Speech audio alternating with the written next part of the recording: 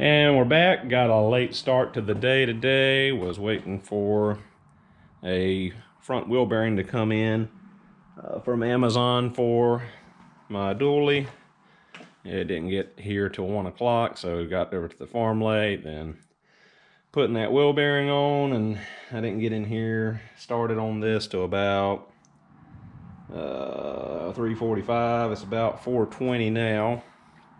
What I've done is cut the subfloor here and remove this last floor joist we had in the way to get the rim joist back here. It's fairly solid back here, but there's a big split in it, so I'm going to replace this inner piece. I'm going to replace this piece here. And we're going to replace this piece because, as you remember, this corner is completely rotted out. So I went ahead and jacked up the corner here to support this side of the wall. This side of the wall is resting on the replaced rim joist, and it's kind of just hovering here in the middle from the rot. So that's what we're going to do now, is tear out the old and put in some new.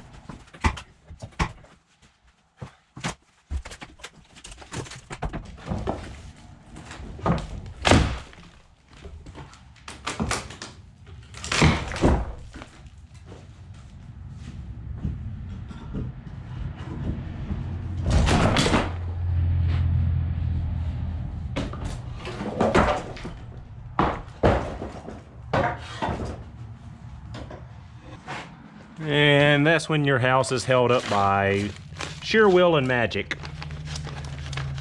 Man, that was some rot. I thought in front of the doorway was bad. I think this takes the cake. Let's get all this mess out of here.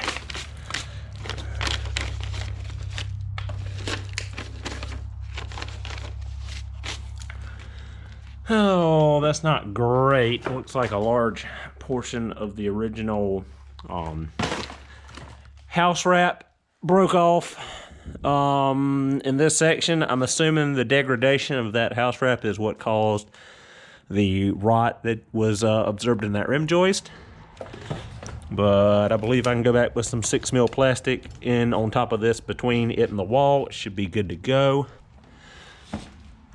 And this corner, this piece of the rim joist ends just inside of this rim joist. This piece, it ended over here and was butted together, if I recall correctly from looking at it. No, that was a crack in the wood. I believe they both go in behind this and end. I believe what I'm going to do, for simplicity's sake, is go in and cut right here at this seam. That'll give me roughly 6 inches of overhang. Should be plenty enough to support this section between this span and get this thing back together. Pretty sure our wall bottom plates are solid. I'm pretty sure that the only place that needed to be replaced was what we replaced earlier, so we should be good just to put the rim joists in. They seem still very stout and solid.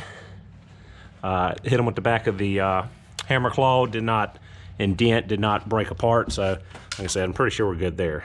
So what I'm gonna do now is try to figure out exactly how I'm gonna make this cut and get this section extracted, and then we'll measure the new pressure treated 2x10s, cut them in length and slide them in and nail them up.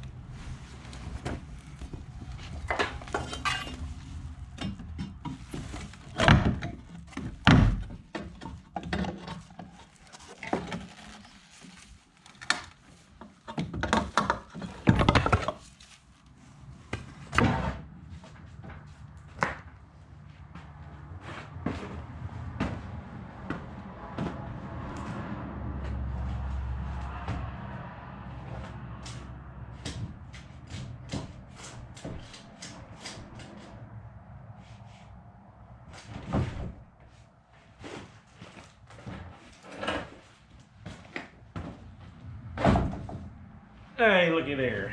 She fits.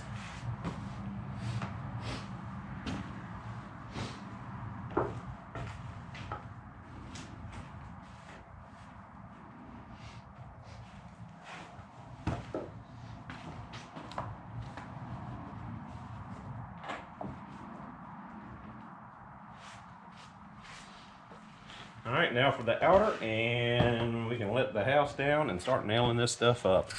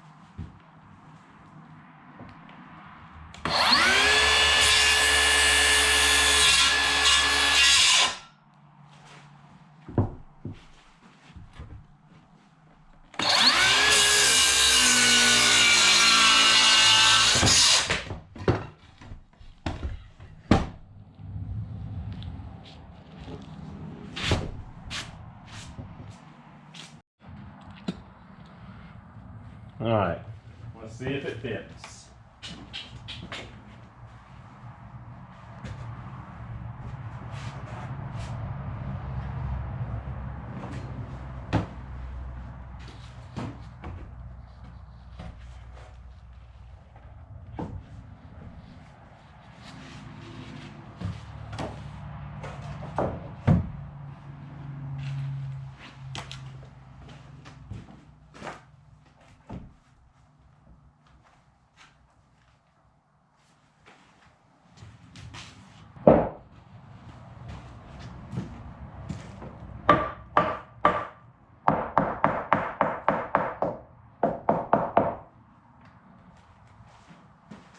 Hot diggity, we're in. Now to put some spacers of old subfloor between the rim joist and the bottom plate of the wall, and we can let the house down and nail them up, and we're good in this corner. All right, new section of rim joist, double plated and in. We've got our old subfloor spacer between the bottom plate of the wall and the rim joist for everything to be spaced correctly. So now we can let the jack down and let the weight of the house and the wall be back on that rim joist and nail everything in place.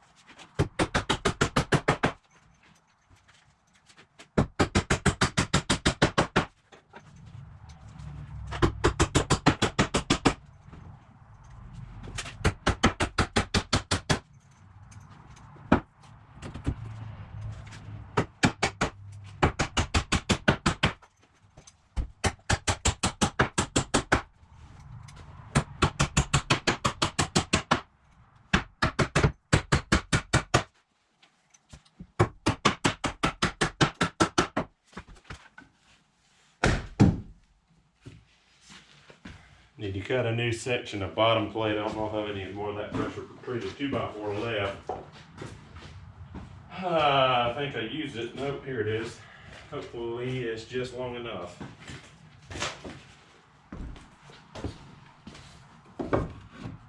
Nope, it's a little short. Dang it. Well, I guess I'm going to need to get another pressure treated 2x4.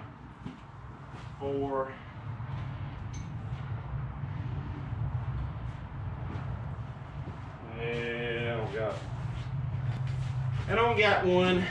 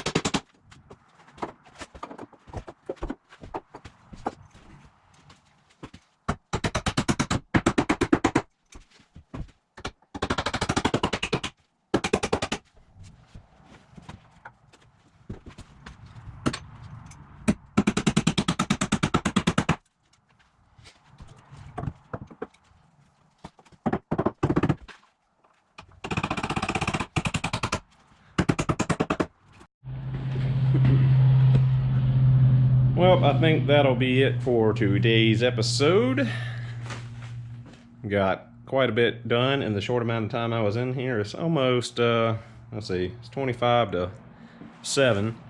But we got all of this rim joist replaced, inner and outer plate. Got the wall studs, bottom plate, and subfloor spaced out and nailed all in. Everything's secured, ready to go. I'm about to measure this piece of rim joist here for the pressure treater because I know I don't have a piece that long. It's one continuous piece. I don't want to break it up in the center if I can keep from, have a little bit more strength in it than on the other side of the room where it was two pieces that split there in the middle. And then I believe this piece here is one piece that stops there and goes there. I believe it's only about 6 feet, so looks like I need one more 10-foot 10x2 pressure treated, and if I remember right, the span across the room is about 14 feet, so 116-foot pressure treated 2x10, and I should be good to start throwing all the rafters up. I don't know why I keep saying rafters. Should be good to throw the floor joist up and get out of this dang living room and start working on some more of the house. But yeah, this is where I'm gonna close it out for the day. Thank you for watching. Hope you enjoyed, and I will see you in the next video.